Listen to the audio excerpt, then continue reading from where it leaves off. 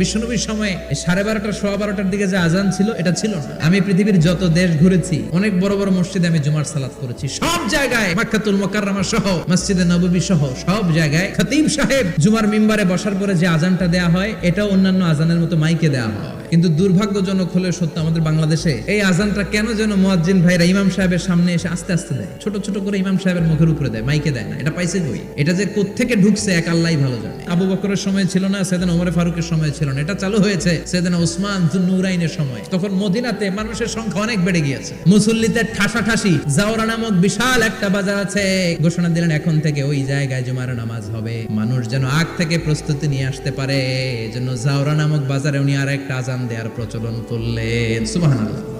সেখান থেকে আজ অবধি আমরা এই অতিরিক্ত আজানটা দিয়ে থাকি। এটা নবীর সুন্নাত না, এটা সাহাবীর সুন্নাত। বিশ্ব নবীর সুন্নাহ মেনে নেওয়া যেমনি আবশ্যক, 4 খলিফার থেকে পাওয়া সুন্নাতগুলো মেনে নেওয়া আবশ্যক।